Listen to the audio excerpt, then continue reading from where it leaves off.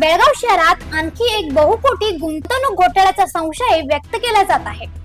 भाग्यनगर येथील Adityaraj capital private limited कंपनीवर अधिकाऱ्यांनी टाकलेला छापा मध्यरात्रीपर्यंत सुरू होता। या प्रकरणाची तपासणी उद्या सकाळी 11 वाजल्यापासून पुन्हा सुरू करण्यात येणार आहे, अशी माहिती समोर आली आहे। एसी श्रवण कुमार यांच्या नेतृत्वाखाली झालेल्या या कारवाईत अधिकाऱ्यांनी तब्बल 10 तास कंपनीची कागदपत्रे आणि डिजिटल माहितीची तपासणी केली।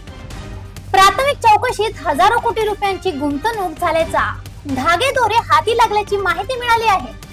महाराष्ट्रातील बलराज माने हा कंपनीचा मालक असून छापा सुरू असताना कंपनीचा सर्व्हर बंद करण्यात आल्याचा आरोप करण्यात आला आहे। तपासाची दिशाभूल करण्यासाठी आणि पुरावे नष्ट करण्यासाठी डेटा डिलीट करण्याचा प्रयत्न झाल्याची शक्यता व्यक्त केली जात आहे। ಇವತ್ತು ದಿನಾಂಕ 4/6/26ರಂದು ನಮಗೆ ಏನು ಮಾರ್ಕೆಟ್ ಇಂಟೆಲಿಜೆನ್ಸ್ ಮುಖಾಂತರವಾಗಿ ಏನು ಇನ್ಫಾರ್ಮೇಶನ್ ಇತ್ತು, ಆ ಪ್ರಕಾರವಾಗಿ ಮಾನ್ಯ ಜಿಲ್ಲಾಧಿಕಾರಿಗಳ KPID LD ಆಗಿರತಕ್ಕಂಥ ಆದೇಶದಲ್ಲಿ ಇವತ್ತು ನಾವು ಒಂದು ಕಾರ್ಯಾಚರಣೆಯನ್ನು ಮಾಡಿದ್ದೀವಿ। ಕಾರ್ಯಾಚರಣೆ ಇನ್ನೂ ಪ್ರಗತಿ ಹಂತದಲ್ಲಿದೆ, ಸಾಕಷ್ಟು ವಿಷಯಗಳು ಗೊತ್ತಾಗಿದ್ದಾವೆ। ಸೊ ಒಂದು ಸ್ವಲ್ಪ ಮಾಹಿತಿಗಳನ್ನ ಕಲೆಕ್ಟ್ ಮಾಡಿದ್ದೀವಿ। ಸೊ ನಮ್ದೇನು ಕಾರ್ಯಾಚರಣೆ ಇದೆ ಇದು ನಾಳೆ ಕೂಡ ಮುಂದುವರಿಯುತ್ತೆ। ನಾಳೆ ಸ್ವಲ್ಪ ಕಾರ್ಯಾಚರಣೆ ಮುಗಿದ್ಮೇಲೆ ಅಂತಿಮವಾಗಿ ತಮಗೆ ವರದಿಯನ್ನು ಯಾವ್ದು ಸರ್ ಇದು ಕಂಪ್ನಿ ಏನ್ ಸರ್ ಯಾವ ವಿಚಾರಕ್ಕೆ ಆದಿತ್ಯರಾಜ್ ಕ್ಯಾಪಿಟಲ್ಸ್ ಅಂತೇಳಿ ದೇರ್ ಇನ್ವೆಸ್ಟ್ಮೆಂಟ್ ತಗೊಳ್ತಿದ್ದಾರೆ, ಡೆಪಾಸಿಷನ್ ಅನ್ನ ಸ್ಕೀಮ್ ಅಲ್ಲಿ ತಗೊಳ್ತಿದ್ದಾರೆ। ಸೊ ಅದು ಪೂರ್ತಿನ ತಗೊಳ್ತಾ ಇದ್ದೀವಿ ಇನ್ಫಾರ್ಮೇಶನ್, ಎಷ್ಟು ಅಕೌಂಟ್ ಅಲ್ಲಿ ಏನು ತಗೊಂಡಿದ್ದಾರೆ, ಜಸ್ಟ್ ಪ್ರಾಮಿಸಿಂಗ್ 5% ಅಂತ ಏನೋ ಗೊತ್ತಾಗಿದೆ ಈಗ ಸದ್ಯಕ್ಕೆ। ಸೊ ಅದು ಇನ್ನೂ ಎಷ್ಟಾಗುತ್ತೆ, ಏನಾಗುತ್ತೆ, ಎಷ್ಟು ಅಮೌಂಟ್, ಎಷ್ಟು ಡೆಪಾಸಿಟರ್ಸ್ ಇದ್ದಾರೆ, ಎಷ್ಟು ಅಮೌಂಟ್ ಠೇವಣಿ ಆಗಿದೆ ಅನ್ನೋದು ಸ್ವಲ್ಪ ಹೆಚ್ಚು ಕಡಿಮೆ ನಾಳೆ ಒಳಗಾಗಿ ಹೂಡಿಕೆಗಳು ಒಂದು ಸ್ವಲ್ಪ ಒಂದು 6,000 ಏನೋ ಬಂದಿದ್ದಾವೆ। 6,000 ಹೂಡಿಕೆಗಳು, ಠೇವಣಿದಾರರಲ್ಲ ಹೂಡಿಕೆಗಳು, ಬಟ್ ಅದು ಪೂರ್ತಿ ಇನ್ಫಾರ್ಮೇಶನ್ ನಾಳೆ ಹೆಚ್ಚು ಕಡಿಮೆ ಎಷ್ಟು ಇಟ್ಟಿದ್ದಾರೆ ಏನಾದ್ರು ಅಲ್ಲ ಅಂದಾಜು ಅವರವರ ಕ್ಷಮತೆಗೆ ಅನುಸಾರವಾಗಿ ಅವ್ರು ಇಟ್ಟಿದ್ದಾರೆ। ಹಂಗೇನಿಲ್ಲ, ಮಿನಿಮಮ್ ಅಂತಾರ ಆ ಥರ ಏನಿಲ್ಲ, ಇಲ್ಲಿ ಅವರವರ ಇದ್ರ ಮೇಲೆ ಇಟ್ಟಿದ್ದಾರೆ। ಸೊ ಅವರು ಜಾಸ್ತಿ ಪೋರ್ಟ್ಫೋಲಿಯೋ PMF ಮ್ಯಾನೇಜ್ಮೆಂಟ್ ಅಲ್ಲೇ ಮಾಡ್ತಾ ಇದ್ದಾರೆ। ಎಷ್ಟು ವರ್ಷದಿಂದ ಐತೆ ಸರ್ ಈಗ ಕಂಪ್ನಿ?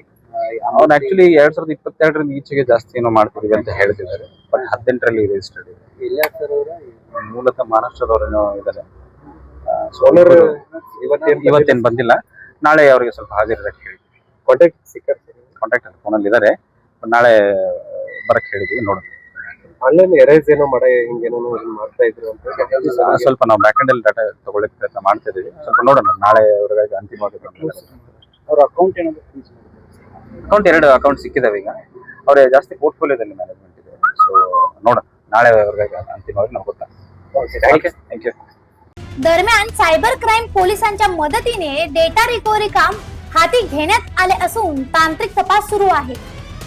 1 लाख रुपयांच्या गुंतवणुकीवर दरमहा 5% व्याज देण्याचे आमिष दाखवून नागरिकांकडून मोठ्या प्रमाणावर पैसे जमा केल्याचा आरोप करण्यात येत आहे। याच पार्श्वभूमीवर अधिकाऱ्यांनी ही धाडसत्र कारवाई केली। या प्रकरणी टिळकवाडी पोलीस ठाण्यात गुन्हा दाखल करण्यात आला असून कंपनीच्या आर्थिक व्यवहारांची आणि कागदपत्रांची सखोल चौकशी सुरू आहे। एकूणच हजारो कोटी रुपयांच्या व्यवहाराचा संशय आणि गुंतवणूकदारांची मोठी फसवणूक झाल्याची शक्यता लक्षात घेता या प्रकरणाकडे संपूर्ण राज्याचे लक्ष लागले आहे। पुढील तपासातून आणखी धक्कादायक माहिती समोर येण्याची शक्यता वर्तवली जात आहे। अशा आणखीन अपडेटसाठी फॉलो करा व्हॉइस ऑफ वेणुग्रामला।